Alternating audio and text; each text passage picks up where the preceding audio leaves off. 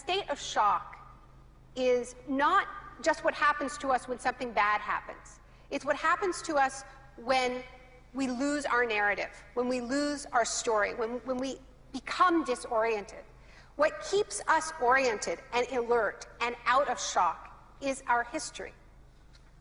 So a period of crisis like the one we're in is a very good time to think about history, to think about continuities, to think about roots. It's a good time to place ourselves in the longer human story of struggle.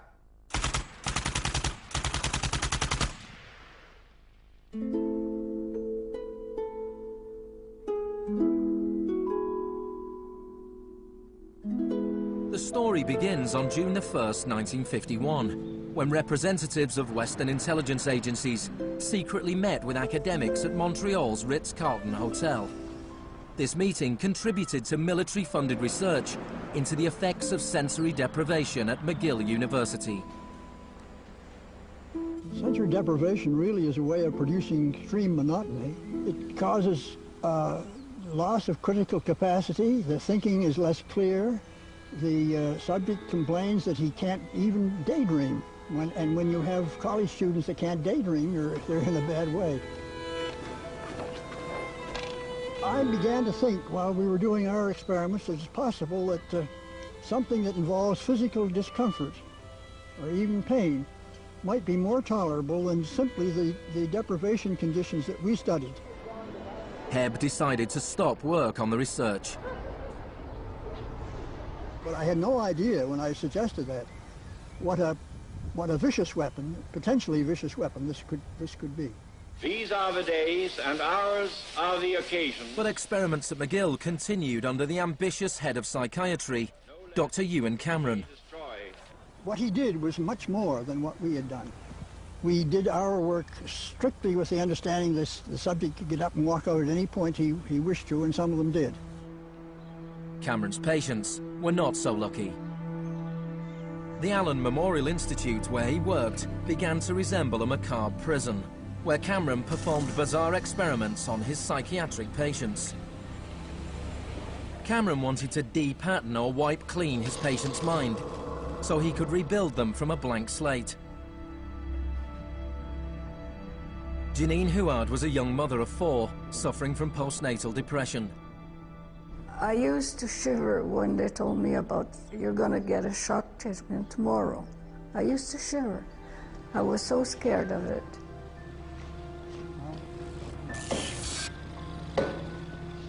And I would wake up in another room, all mixed up and sad, and it used to make me very sad after. You're just like a zombie walking around. Cameron combined shock therapy with sleep therapy and the repeated playing of taped messages. It says, Janine, Janine, you are running away from your responsibility. You don't want to take care of your husband and children. All the time, the same thing. It sounds like you were being interrogated. Yes, interrogation, but for what purpose? It wasn't long before the CIA put Cameron's research into practice. Many of his techniques appear in the agency's Kubark Counterintelligence Interrogation Manual. These words are from the manual. It's a fundamental hypothesis of this handbook that these techniques are in essence methods of inducing regression of the personality. There is an interval, which may be extremely brief, of suspended animation, a kind of psychological shock or paralysis. Experienced interrogators recognize this effect when it appears and know that at this moment the source is far more open to suggestion, far likelier to comply than he was just before he experienced the shock.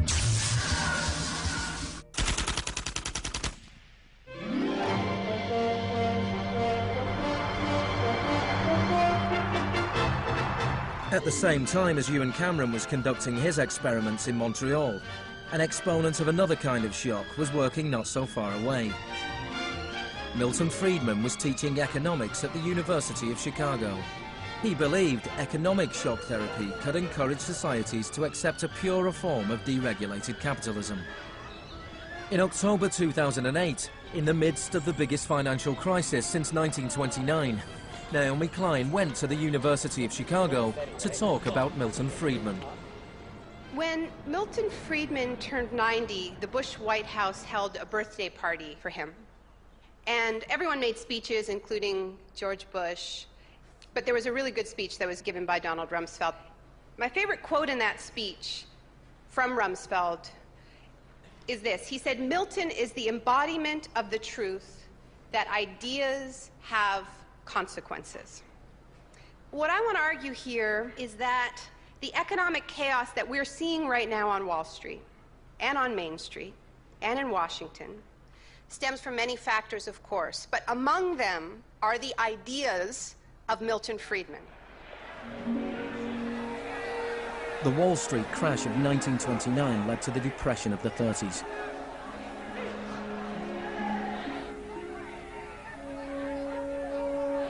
Central to Friedman's thesis was his opposition to the New Deal, announced by President Franklin Roosevelt in his inaugural speech. Our greatest primary task is to put people to work. This is no unsolvable problem if we face it wisely and courageously. Let me assert my firm belief that the only thing we have to fear is fear itself.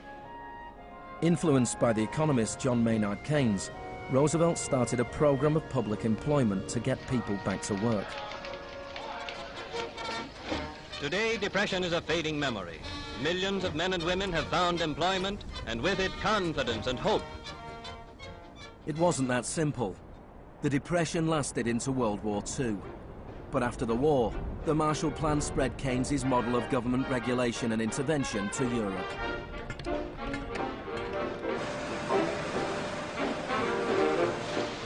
His principles were widely accepted, but not in the economics department of the University of Chicago. Milton Friedman from this university waged a war against the New Deal. Friedman was a member of a group called the Montpellier Society, led by the Austrian economist Friedrich von Hayek. They believed that if governments stopped providing services and stopped regulating markets, the economy would correct itself. In the 50s, they were seen as cranks, but over the last 30 years, their ideas have become the dominant economic doctrine.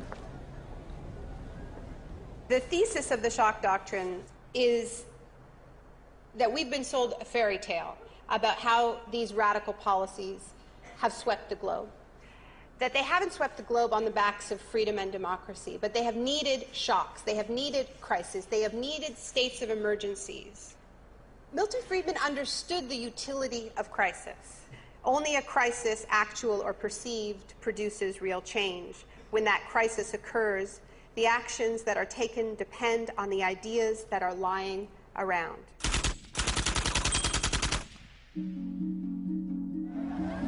It was in Chile that Friedman's disciples first learned how to exploit a large-scale shock or crisis.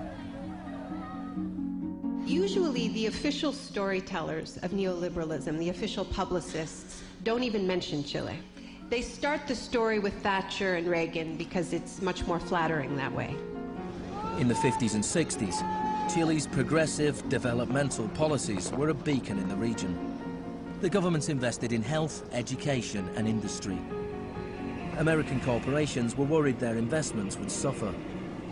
In response, the US State Department began sponsoring students from Chile and the rest of South America to study free market economics with Milton Friedman.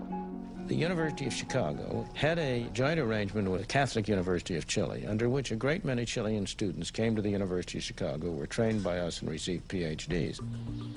These students went back and taught in Chile. The Catholic University Economics Department in Santiago became a little Chicago school. Arnold Harberger, the economist in charge of the program, described himself as a seriously dedicated missionary.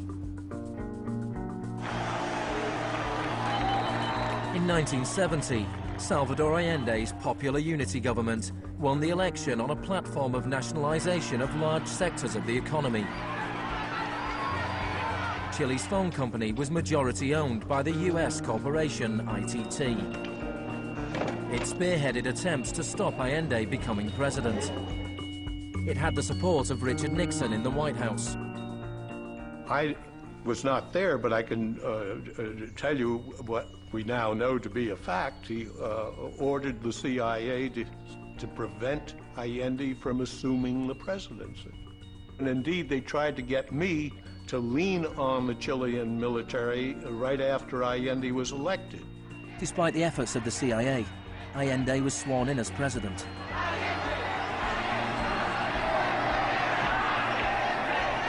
Richard Nixon ordered the CIA director to make the economy scream. Señor Nixon es presidente de Estados Unidos y yo soy presidente de Chile. Yo no tendré un término despectivo contra el señor Nixon mientras el señor Nixon respete al presidente de Chile. Preparations began for the military coup. The Chilean Chicago boys started work on a 500-page economic blueprint called the BRIC.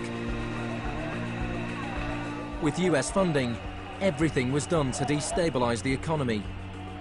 Truck drivers went on strike, bringing factories and shops to a standstill. There was a failed coup attempt on June the 29th, 1973. And then on September the 11th, with General Pinochet leading the army, the assault began on the presidential palace.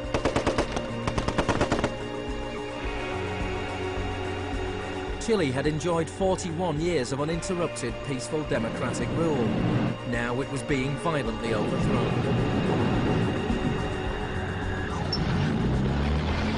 Pinochet and his supporters described the coup as a war. It was certainly designed to look like one. It was a Chilean precursor to shock and awe.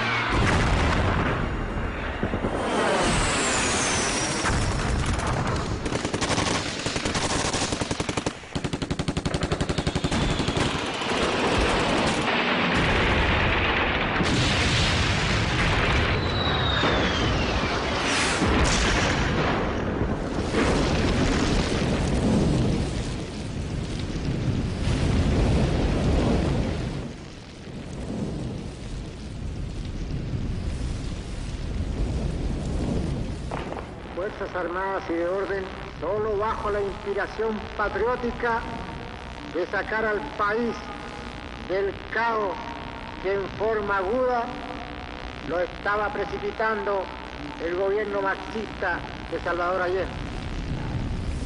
The Chicago boys delivered their economic blueprint, the BRIC, to Pinochet.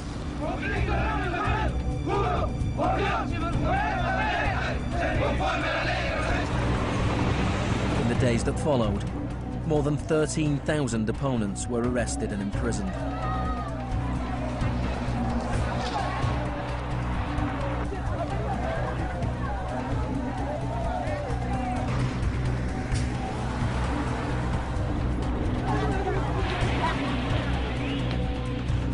Thousands of prisoners were held in the National Stadium. Many were tortured. Chile became notorious around the world. ¿Cuántas personas?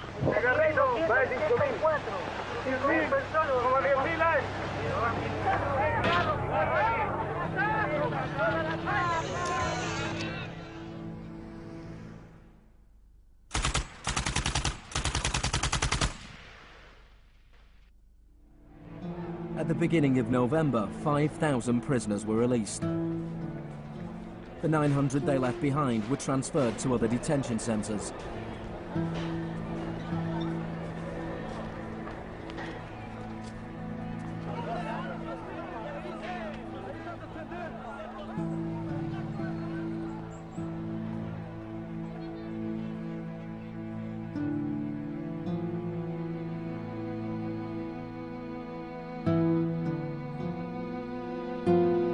Less than a month later, FIFA allowed Chile to play a World Cup qualifier in the very same stadium. Their opponents, the Soviet Union, refused to play there, so Chile were allowed to score into an open goal and went through to the 1974 World Cup finals.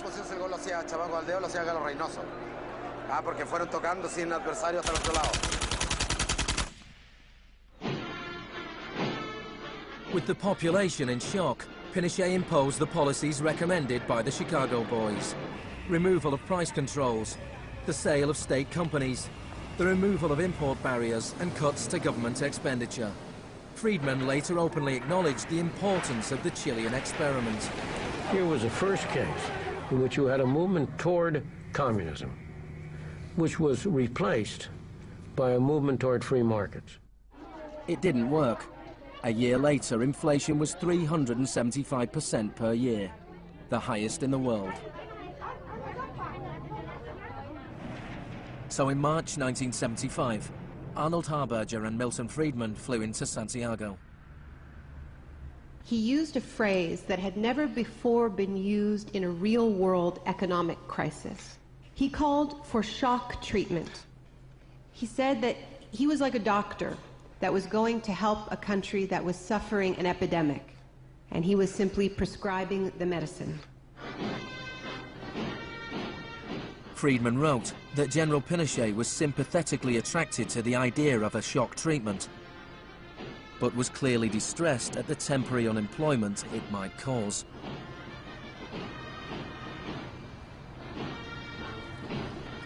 It rapidly became clear that Friedman's economic policies benefited the wealthy at the expense of the poor.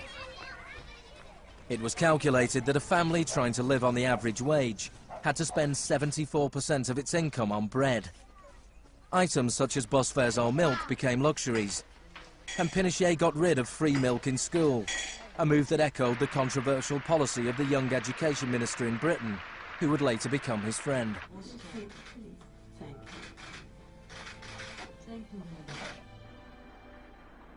In order to enforce these economic policies, there had to be an enemy to fear. Tampoco creo yo que se haya triunfado totalmente sobre el marxismo. El marxismo es como un fantasma. Cuesta mucho tomarlo. Mejor dicho, no se puede tomar.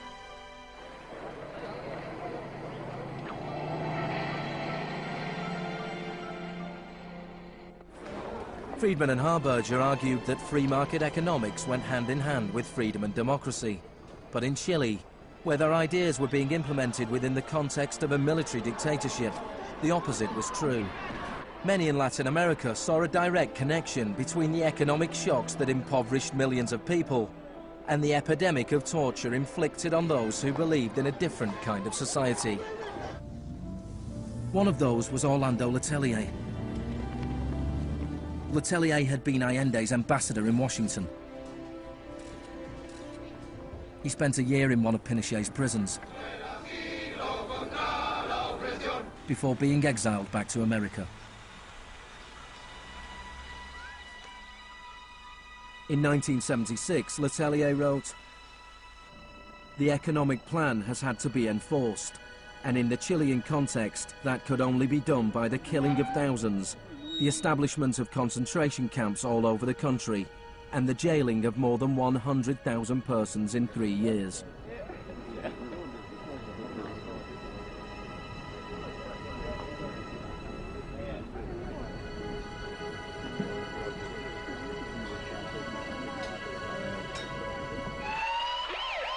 Less than a month later, Letelier was killed by a car bomb.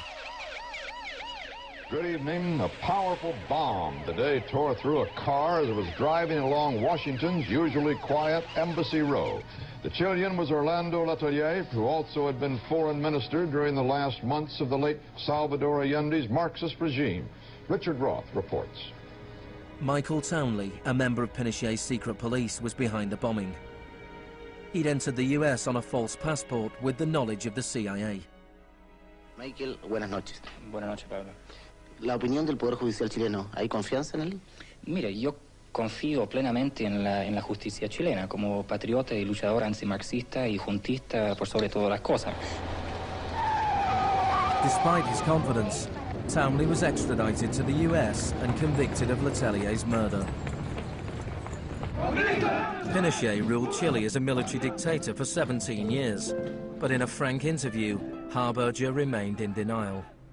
You cannot have a repressive government for long within a genuinely free economic system.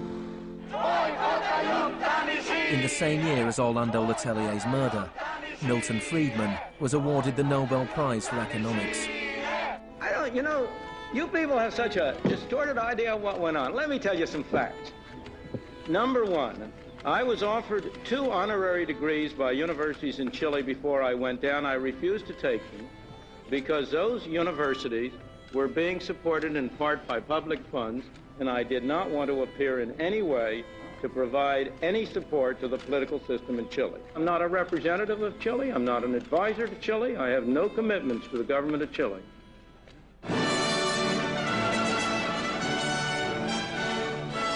I now turn to you, Professor Milton Friedman.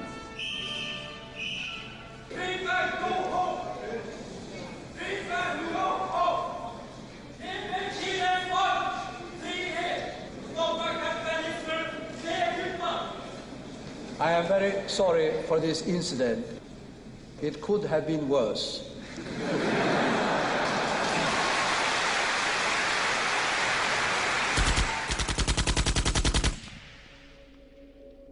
What I'm trying to do in the shock doctrine is tell an alternative history of how this savage stream of pure capitalism that we've been living, capitalism unrestrained, came to dominate the world.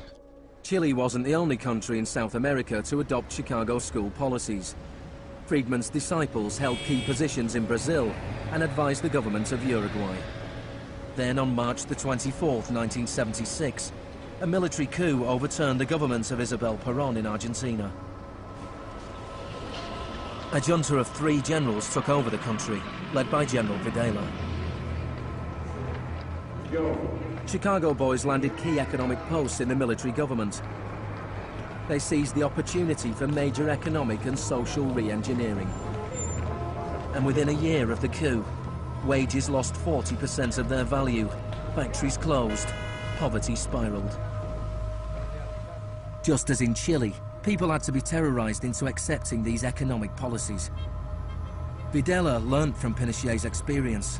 He adopted the tactic of disappearing people. Striking a balance between public and private horror, disappearances were often carried out in broad daylight, but could always be denied.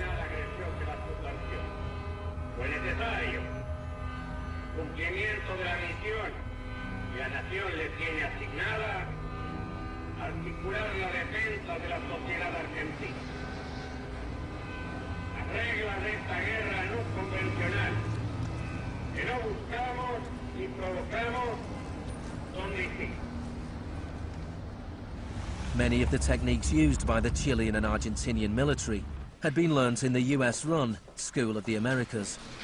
Torture techniques taught, from rape to derobing to torture with pointed objects, breaking of extremities, poking eyes out, branding. In Latin America, there are various regimes which at the moment are abusing human rights. Political murder, torture, deportations, imprisonment without trial, using the techniques they may have learned in this establishment.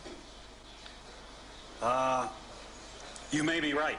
If you can say that the skills which we've taught here have been applied, I can't deny that. The use of torture of a known enemy soldier to gain some kind of military advantage, I think is justifiable and smart. To go beyond that, to use torture techniques merely to intimidate people is completely wrong, unethical and immoral. But in Argentina and Chile, these techniques were not used just on soldiers or terrorists. They were used on students and union members. They were used on anyone who opposed the free market economic policies of the regime.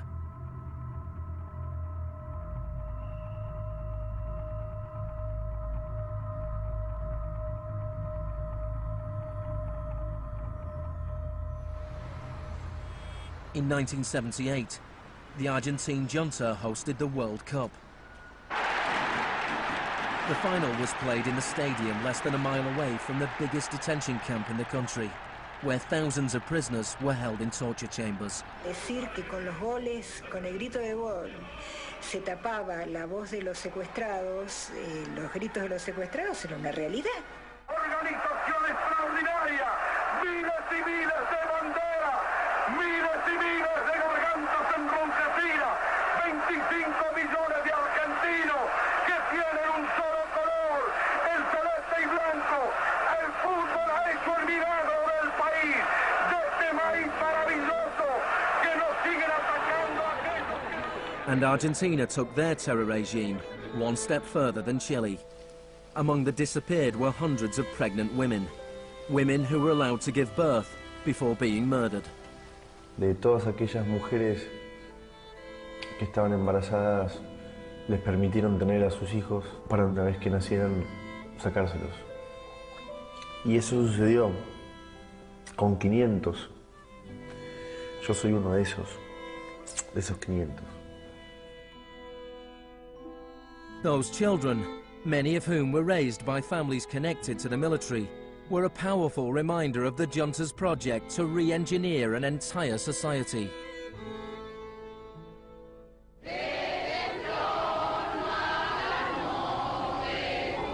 While the junta was still in power, a group of mothers and grandmothers of the disappeared started to protest in the Plaza de Mayo.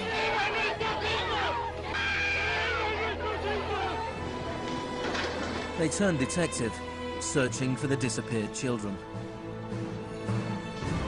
After the junta collapsed, some were found and reunited with their families. Occasionally they found remains. Mostly they found nothing.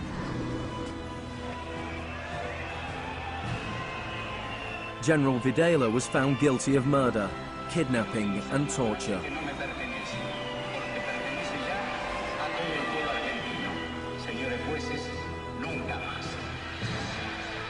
He was sentenced to life in prison.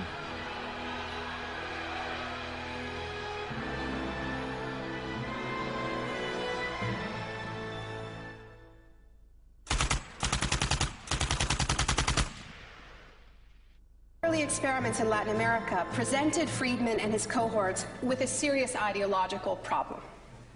Friedman had promised that these policies would not just make the elites richer, but that they would create the freest possible societies, that this was a war against tyranny, that capitalism and freedom went hand in hand. Yet here we see that in the 70s, the only countries putting these ideas into practice were military dictatorships. Nixon had fully supported imposing these types of brutal free market policies in South American dictatorships. But when it came to domestic economic policy in the United States, where Nixon had to worry about getting re-elected, it was a very, very different story.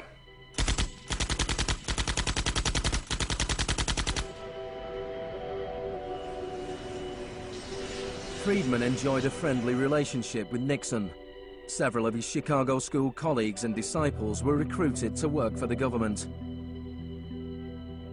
Donald Rumsfeld was one of them. So help me God. Congratulations. Thanks. But in 1971, with the economy in a slump, Nixon turned his back on Friedman's ideas and imposed a wage and price control policy. He put Rumsfeld in charge. Which is essentially a problem of supply and demand. I have for long been opposed to the wage and price control. I believe it involves government intervention with the freedom of individuals. I think it's intolerable. The Keynesian policy was a success, and Nixon won a second term with a landslide majority. It was a blow for Friedman. Then in 1979, Margaret Thatcher was elected Prime Minister of Britain. Her intellectual guru was Milton Friedman's old mentor, Friedrich von Hayek. And just over a year later, Ronald Reagan was elected President of the United States. Both Britain and America were now ruled by unabashed Freemanites. Margaret Thatcher's program when she came in had 4 planks. Cut government spending, cut tax rates, reduce government ownership and operation of industries or regulation of industry, and have a moderate and stable monetary policy to bring down inflation. Within her first 3 years in office, unemployment doubled in parts of the economy, leading to waves of strikes. Thatcher's personal approval rating slumped to 25%. There were riots in Britain's major cities. Even Margaret Thatcher's admirers had their doubts. The economic performance of the Thatcher government has been mixed.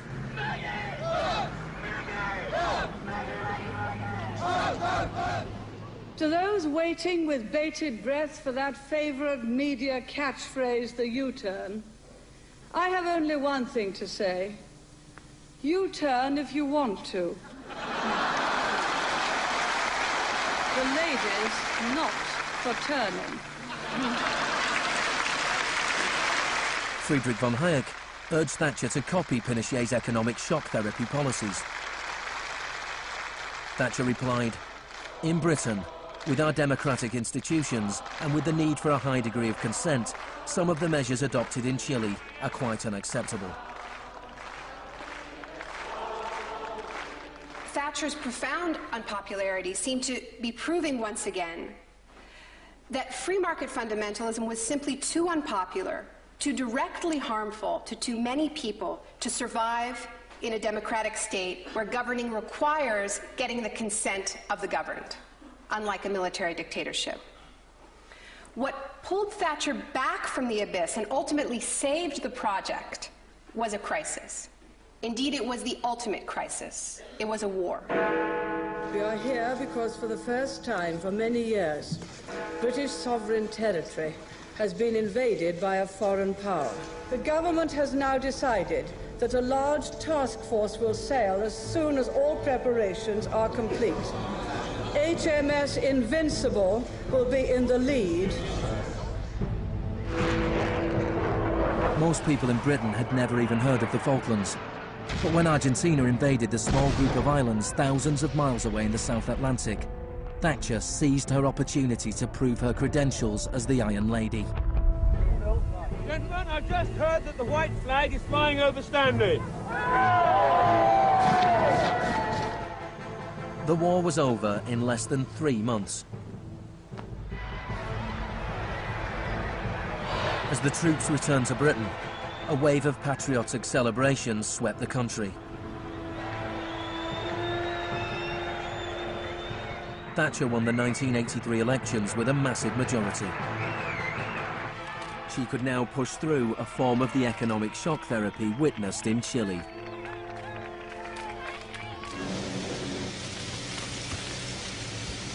The most powerful union in Britain was the National Union of Mine Workers. When the National Coal Board tried to close pits down, the miners went on strike. Parts of central London are brought to a halt as thousands of miners and sympathizers march through the city in support of the miners' strike. It's Britain's longest and most bitter since 1926, and the most expensive ever. The strike lasted almost a year. Thatcher used every means at her disposal to destroy the union.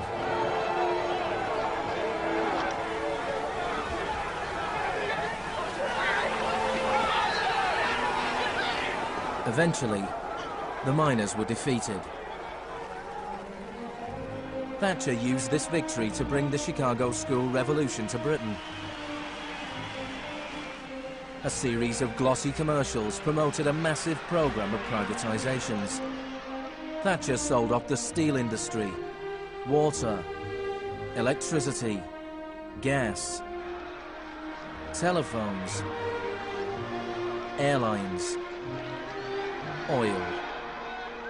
Public housing was sold off. Council services put out to tender. In 1986, financial and banking services were deregulated. It was called the Big Bang. No one here tonight needs reminding that the Big Bang is only a beginning. In Britain, before Thatcher, a CEO earned 10 times as much as the average worker. By 2007, they earned more than 100 times as much.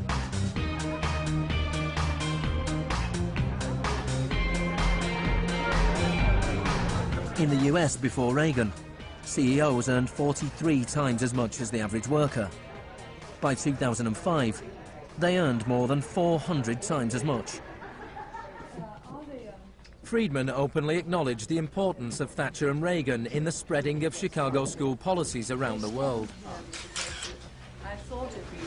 The coincidence of Thatcher and Reagan having been in office at the same time was enormously important for the public acceptance worldwide of a different approach to economic and monetary policy.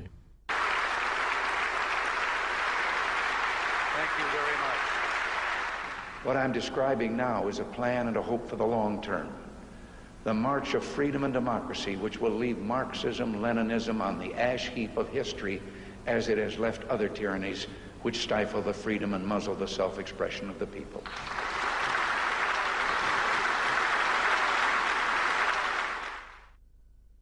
Now, we all know the fairy tale about the fall of communism, that the West under Reagan and Thatcher looked so prosperous to the people of the former communist bloc that they themselves demanded radical free market policies. Now, this really is a fairy tale. It is true that people who had been living under authoritarian communism genuinely wanted democracy. And it's also true that people wanted to be able to go out and buy blue jeans and have Big Macs. That is true. But that does not mean that they wanted the kind of Wild West capitalism of oligarchs gone mad and no social protections that so many Eastern Bloc countries actually ended up with and suffer under to this day. Thatcher had done everything she could to break the power of the unions in Britain.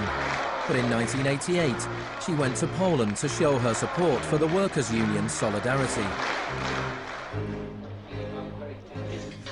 You see the process from where you are now to where you want to be. Strikes in Poland led to Solidarity being allowed to contest a general election in June 1989. This triggered a wave of demonstrations throughout Eastern Europe.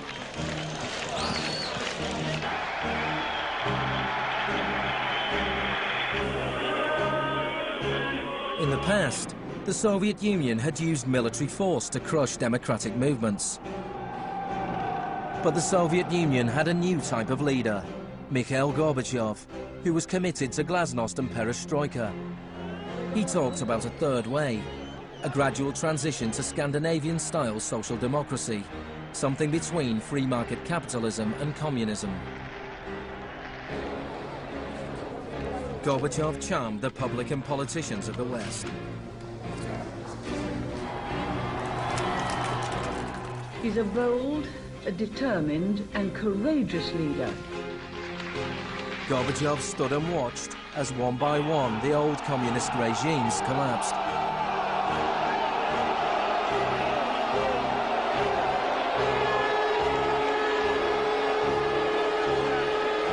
At the end of the year, the most famous symbol of the division of Europe came tumbling down.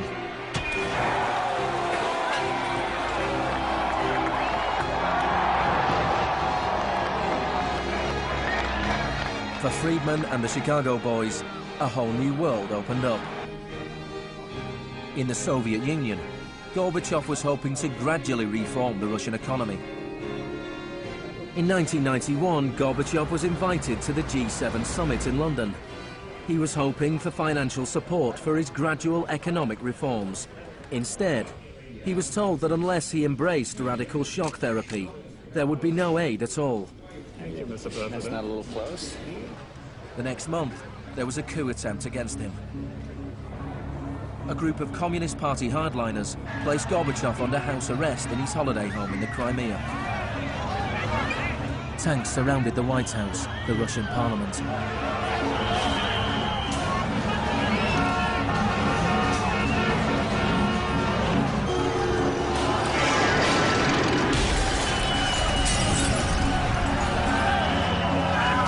Amid the chaos of street clashes,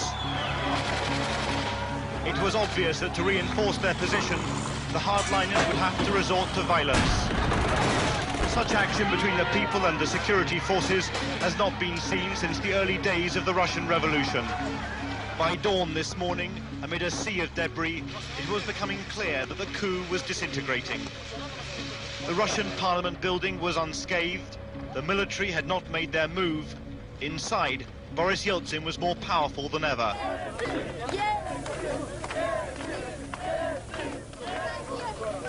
This was Yeltsin's finest hour.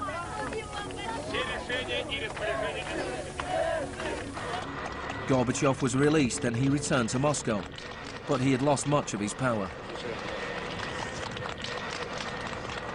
Я выражаю признательность за принципиальную позицию россиянам, президенту России Борису Николаевичу Ельцину. In December 1991, the Soviet Union was dissolved, a profound shock for the Russian people. Yeltsin was now in charge of economic policy for the Russian Federation. The free market came to Russia. There was chaos. The adoption of Chicago school policies in Russia marked the beginning of a new chapter in the free market crusade. It was all shock, no therapy.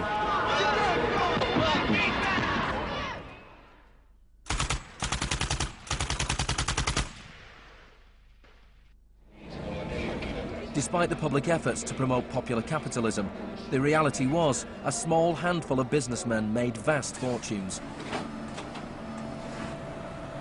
State industries were sold off at bargain basement prices. The Russian press dubbed Yeltsin's advisors the Chicago Boys.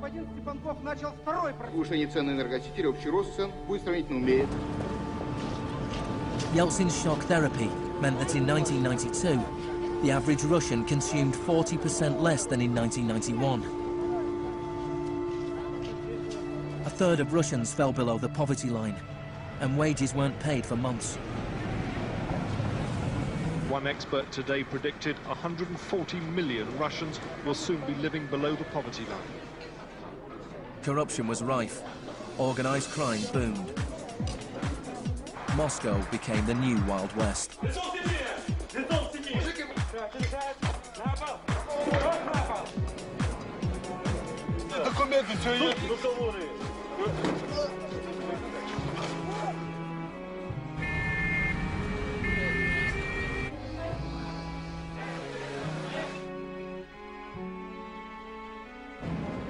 The majority of Russians opposed the Chicago Boys' radical vision for their country.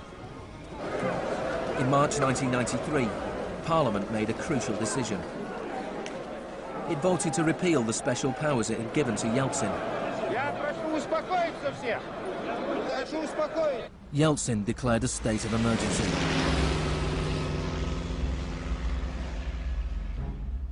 The Constitutional Court ruled that it was illegal.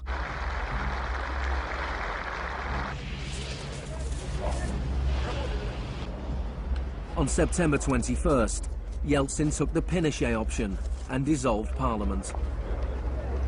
Сегодняшнего дня прерывается осуществление законодательной, распорядительной и контрольной функций съезда народных депутатов.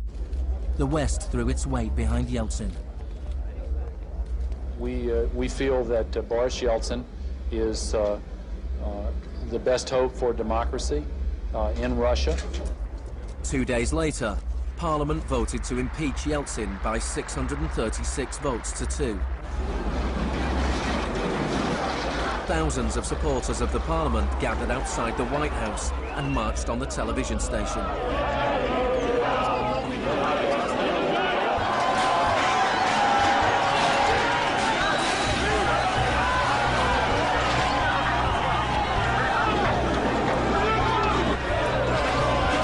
It looked like the supporters of Parliament were winning.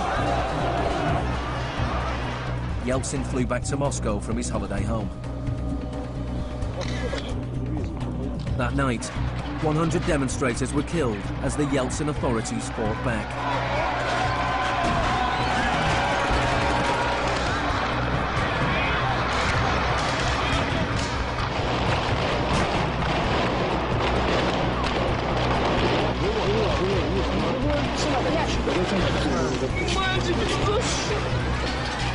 On the 4th of October, he ordered troops to storm the White House, shelling the very building he had defended 2 years earlier.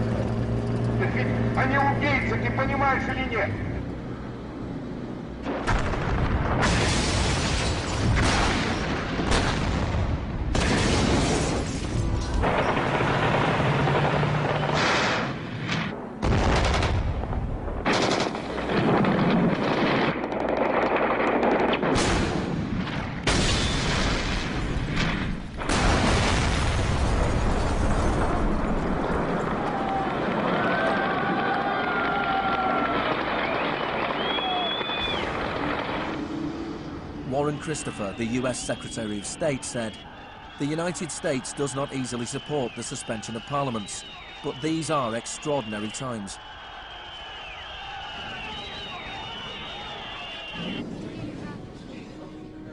Yeltsin now had absolute power. With the advice of his Chicago boys, he ruled through a form of crony capitalism. Even more state industries were sold off, creating a new class of billionaire businessmen with huge political influence, the oligarchs. By 1998, 80% of Russian farms were bankrupt and 70,000 state factories were closed. In 8 years, the number of people living in poverty increased by 72 million. Meanwhile, Moscow would go on to have more billionaires than any other city in the world.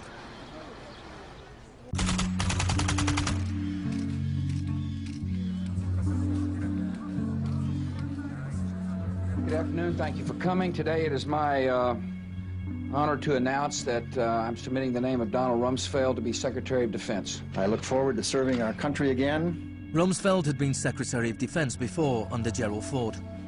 Then, the enemy we were supposed to fear was the Soviet Union. I'm not saying with certainty that the Russians are coming. I'm saying the trends are here. I'm not saying the Russians are 10 feet tall. I'm saying they used to be 5'3", they're now 5'9½", and they're growing.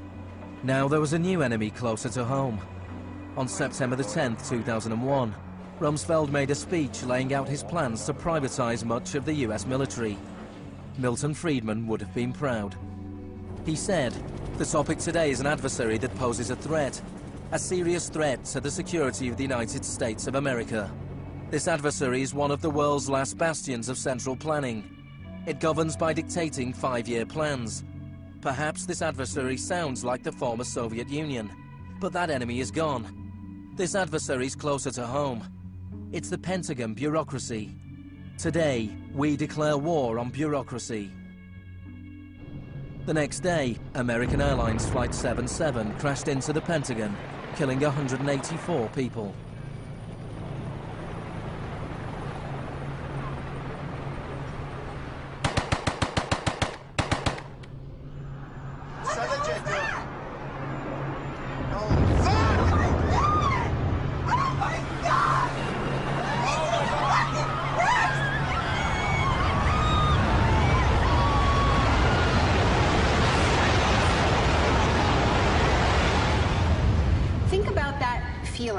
After those attacks.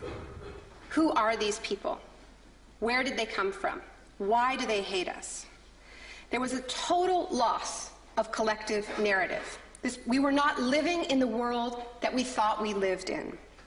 And we kept hearing from our political leaders that everything we thought we understood before the attacks no longer applied. There was a new phrase, pre-9/11 thinking. And what happened in that moment is that suddenly news stories sort of magically appeared. That we were in a clash of civilizations. That's the world that we suddenly lived in. That there was an axis of evil, and that we were fighting a war against terror. This abstract, unwinnable war has had huge economic consequences. Before 2001, Homeland Security barely registered as an industry. Today, it is bigger than Hollywood and the music industry combined. Between September the 11th, 2001 and 2006, the Department of Homeland Security handed out $130 billion to private contractors. This is the disaster capitalism complex, a new economy built on fear. This will be a monumental struggle of good versus evil. The best defense against terror is a global offensive against terror, wherever it might be found. The first phase of this war was the bombing of Afghanistan.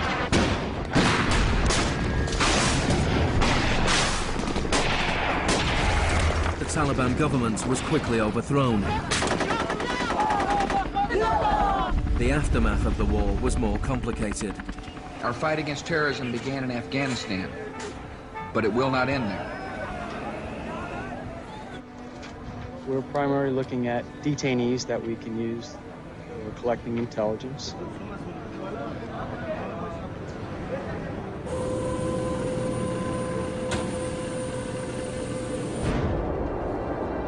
Guantanamo was the first time that the techniques of the Kubark Manual were explicitly and publicly being used by American forces, officially sanctioned in the White House and openly broadcast on television around the world. Isolation, both physical and psychological, must be maintained from the moment of apprehension. The capacity for resistance is diminished by disorientation. Prisoners should maintain silence at all times. They should never be allowed to speak to each other. 3 of the prisoners were Asif Iqbal, Ruhal Ahmed and Shafiq Rasool from Tipton in England. They spent more than 2 years in Guantanamo before being released without charge. Mentally, yeah, you couldn't speak to nobody, you couldn't do nothing, you couldn't stand up. And just sitting there, you'd be in your thoughts all the time thinking, what the hell's going on, where the hell am I? Are we going to be staying here for the rest of our lives? Are we going to be going back home? Will we ever see our family again? Of the 779 prisoners that have been held in Guantanamo Bay, only 3 have ever been convicted of any offence.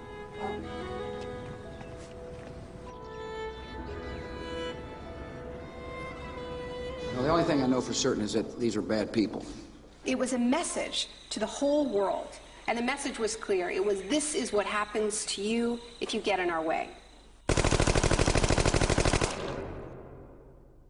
The war on terror is not about one man, and it is not about one country. There were many justifications given for the invasion of Iraq.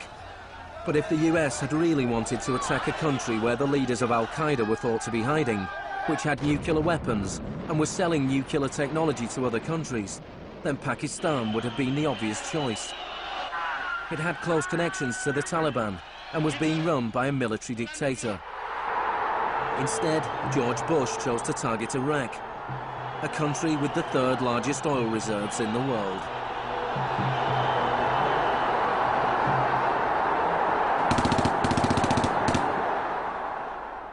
Now, about the Defense Department's war plan. It is not like that for the Gulf War. It's more along the lines of the Panama invasion of 1989.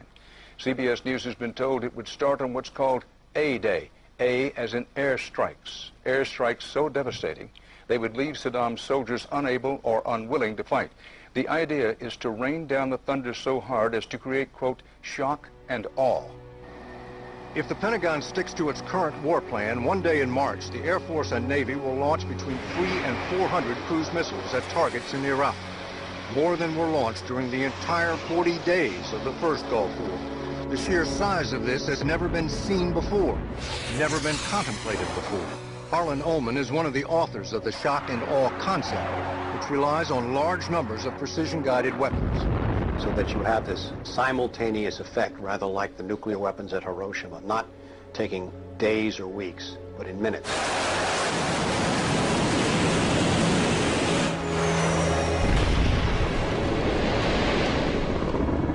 You also take the city down. By that I mean you get rid of their power, their water, and you begin this relentless campaign to wear them down so that 2, 3, 4, 5 days they are physically, emotionally, and psychologically exhausted. Last night, a square mile in central Baghdad seemed like hell on earth. During the first wave of the bombing, the citizens of Baghdad suffered a version of the sensory deprivation described in the Kubark Manual. In the chaos that followed the overthrow of Saddam Hussein, the US did little to stop the looting. Some US officials even thought it gave them a head start on dismantling the Iraqi state. John Agresto, Director of Higher Education Reconstruction, said he saw the looting of schools as the opportunity for a clean start. In fact, before sanctions, Iraq had the best education system in the region. 89% of Iraqis were literate. By contrast, in New Mexico, John Agresto's home state, 46% of the population were functionally illiterate.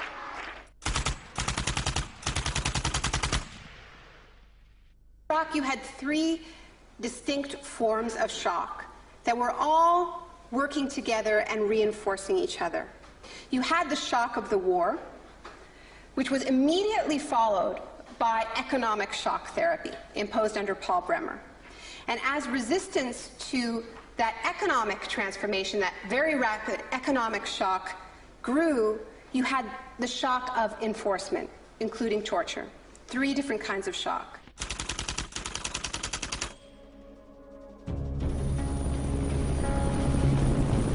In May 2003, Paul Bremer was appointed US envoy to Iraq. 2 weeks after he arrived, he declared the country open for business.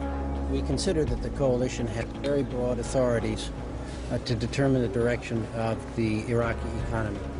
Bremer knew little of Iraq, but he knew about disaster capitalism. He had launched crisis consulting practice at the start of the Homeland Security boom. Today is a very important day in Baghdad. Bremer spent the first 4 months passing classic Chicago school laws. Rumsfeld described Iraq as having some of the most enlightened and inviting tax and investment laws in the free world. One of the first acts of Bremer was to fire 500,000 state workers. This was partly an act of debartification, but slashing governments was also vintage Friedman. Money was promised for reconstruction. Our investment in the future of Afghanistan and Iraq is the greatest commitment of its kind since the Marshall Plan. But in fact, it was just the opposite.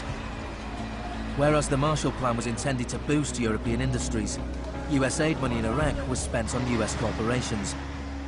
If work came to Iraqis, it came at the bottom of a series of subcontractors.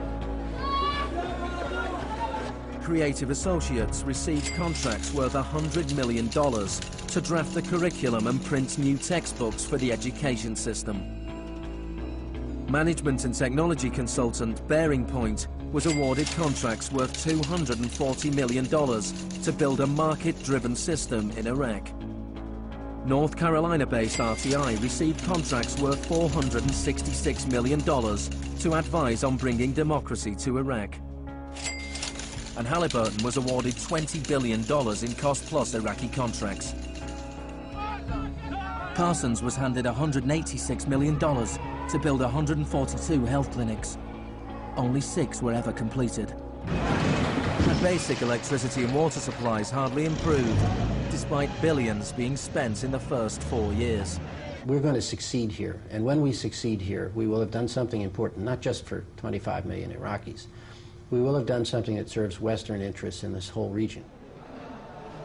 Even the new Iraqi currency was printed abroad. Let me show you an example of these notes. The US even paid private contractors to monitor the work of the private contractors who won contracts.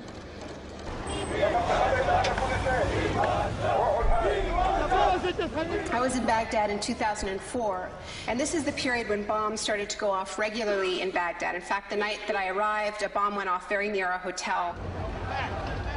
But what was really striking to me in this period was that despite the violence and despite the chaos, the next day, Iraqis were out in the streets protesting. 19 killed and 100 injured in Najaf. And what they were demanding at this time was elections, the right to actually have a say in what the post-Saddam era would look like. Now, in the early days of the occupation, the protests were peaceful, but as time went on, and the protests didn't have an effect, more and more Iraqis joined the armed resistance.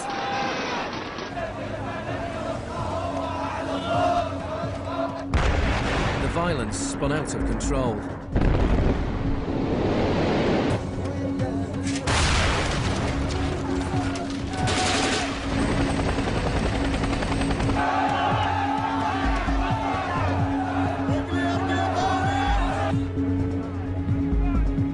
As in South America 3 decades earlier, bodies were often dumped by the roadside as a warning to others.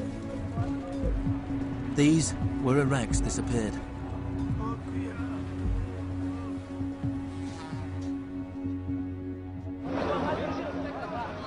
Extremely aggressive measures were needed to suppress the opposition.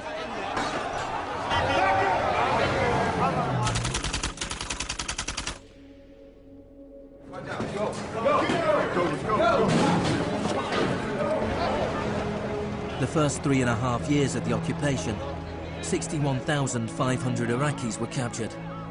By spring 2007, 19,000 remained in custody. In prison, they were interrogated using techniques that could be traced to those devised by the CIA from Ewan Cameron's experiments in the 50s.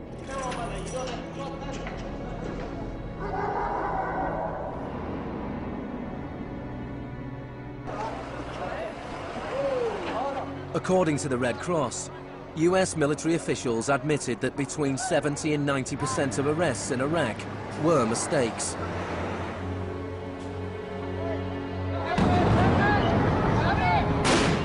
The chaos in Iraq seems like a defeat for shock therapy. But in Iraq, disaster capitalism moved on. Now the disaster itself provided the opportunity for profit.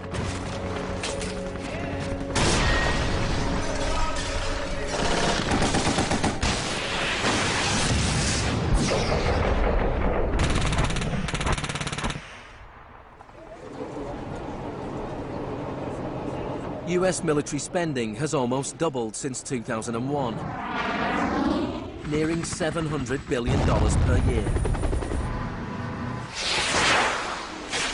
As long ago as 1961, President Eisenhower, not a noted liberal, warned of the danger of a too powerful military.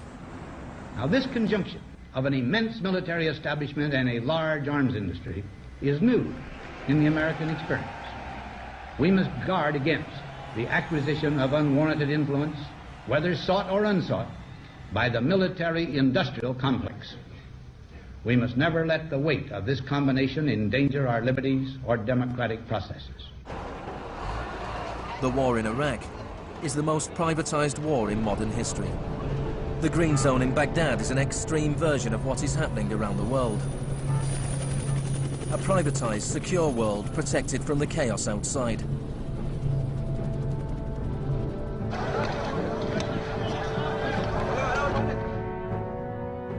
In 1991, in the First Gulf War, for every 100 soldiers, there was one military contractor. In 2003, at the beginning of the war in Iraq, for every 100 soldiers, there were 10 contractors. By 2006, for every 100 soldiers, there were 33 contractors. A year later, for every 100 soldiers, there were 70 contractors. By July 2007, there were more contractors than soldiers in Iraq. This was going beyond what even Milton Friedman had dared to hope. The only things I would not denationalize are the armed forces, the courts, and some of your roads and highways. One of the most high-profile contractors was Blackwater USA. During the April 2004 uprising in Najaf, Blackwater assumed command over US Marines. Dozens of Iraqis were killed during the operation. The US had indemnified the private contractors against any Iraqi laws, so they were operating in a law-free bubble, a little like Guantanamo. I asked your Secretary of Defense a couple months ago what law governs their actions. Mr. I was going to ask him. Go ahead.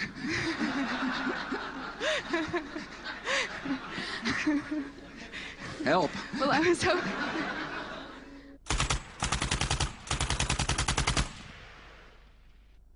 Just as Cameron's shock therapy left his patients confused and broken, so the multiple shocks inflicted on Iraq reduced the country to a lawless, violent, sectarian mess.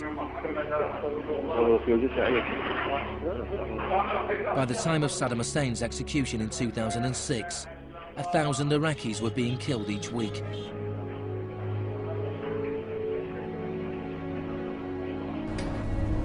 By April 2007, the United Nations High Commission for Refugees estimated 4 million people had had to leave their homes. Hundreds of thousands of Iraqis had died. I think the historians will write very clearly that we did a great and noble thing here.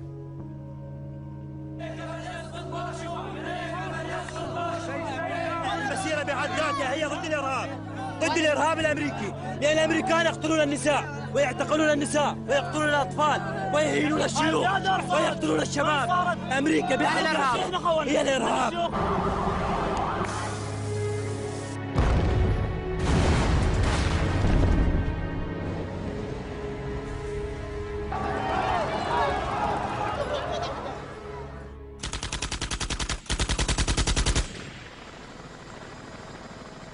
When Hurricane Katrina hit New Orleans in August 2005, the world was shocked to witness a sort of disaster apartheid.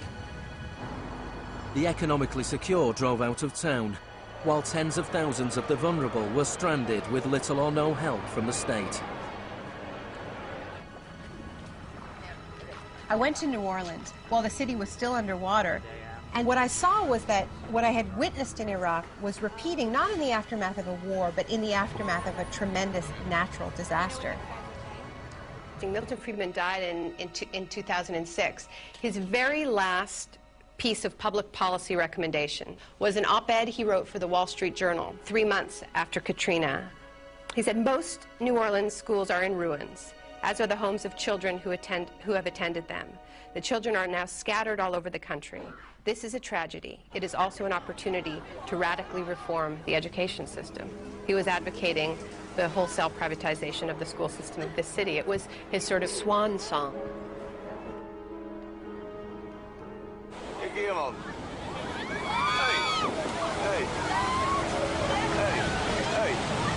I'd witnessed a similar process in Sri Lanka in the aftermath of the 2004 tsunami.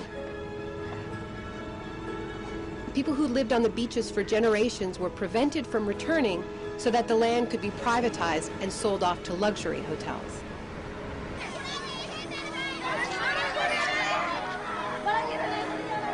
And this is exactly what I mean by the shock doctrine, the systematic raiding of the public sphere in the aftermath of a disaster, when people are too focused on the emergency, on their daily concerns, to protect their interests.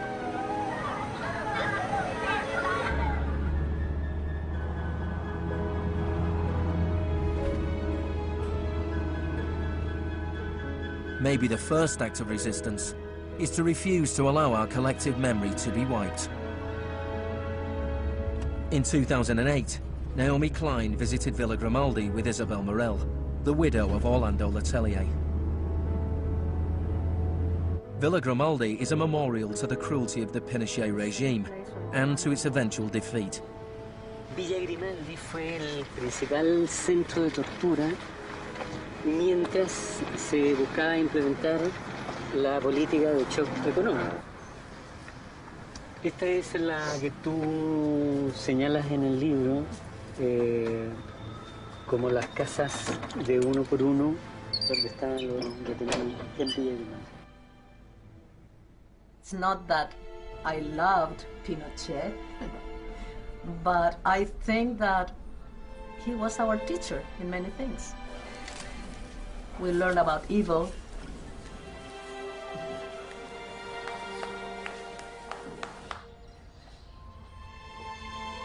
In 1998, Pinochet was arrested while he was in London. His old ally, Margaret Thatcher, stood by his side. I know how much we owe to you.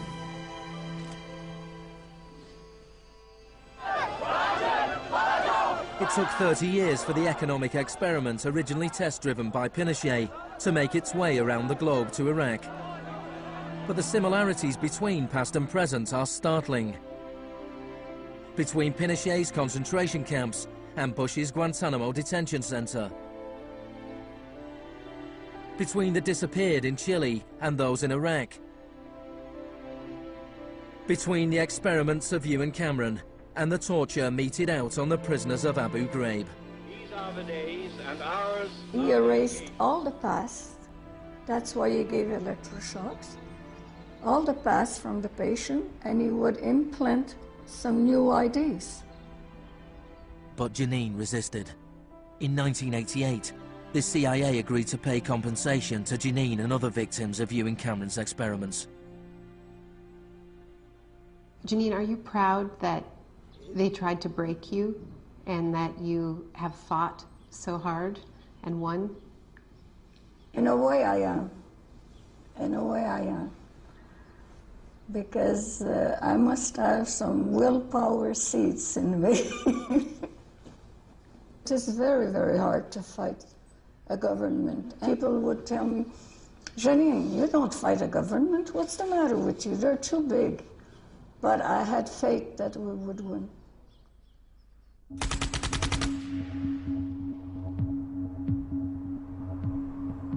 It is in the nature of unregulated markets to be volatile.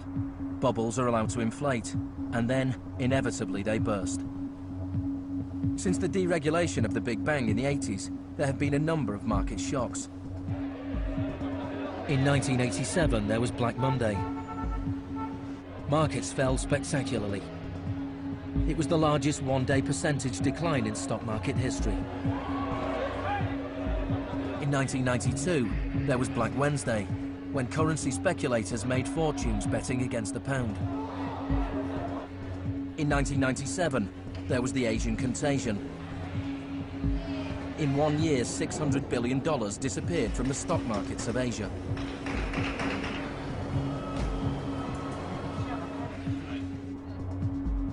And then, in September 2008, the financial markets imploded.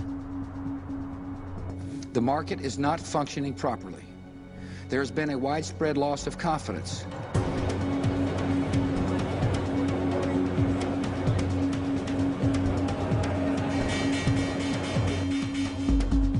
On September the 15th, Lehman Brothers filed for Chapter 11 bankruptcy protection. Yet only 1 week later, it was announced that workers at their New York office would share $2.5 billion in bonuses.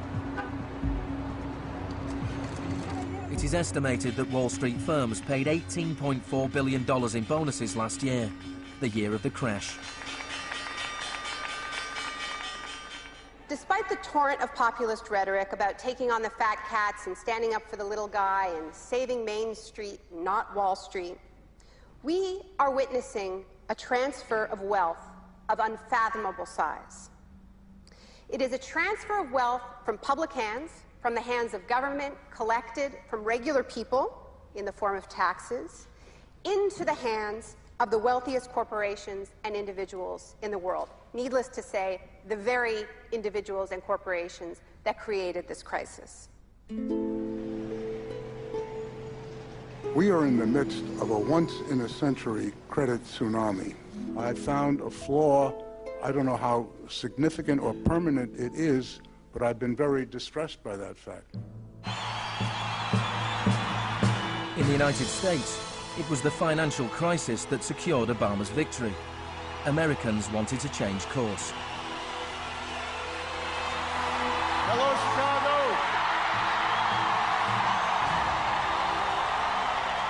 This crisis is clearly understood by almost everyone as being the direct result of this particular ideology of deregulation and privatization. The scale of the crisis offers the hope of change. The shock doctrine as a strategy relies on us not knowing about it for it to work.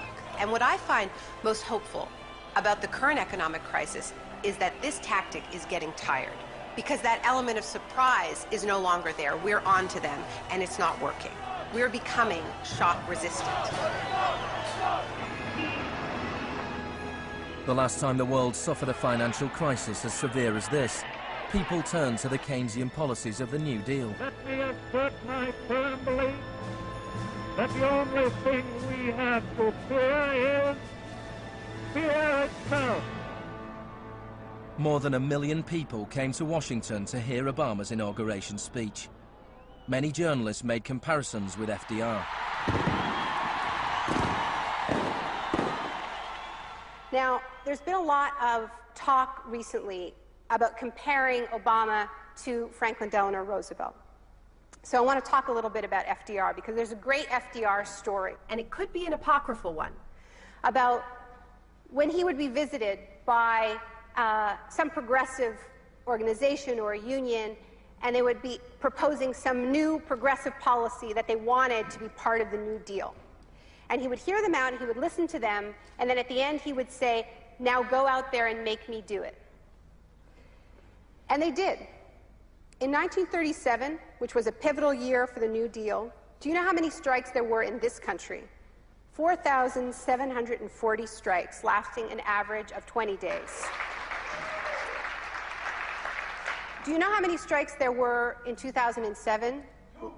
21. Now, the other reason to remember this history of struggle is that it tells us something very important, something that we need to remember at this moment when so much is at stake. It teaches us that if we want responses to this economic crisis that leave us with a world that is healthier, that is more just, that is more peaceful, we are going to have to go out there and make them do it. Thank you.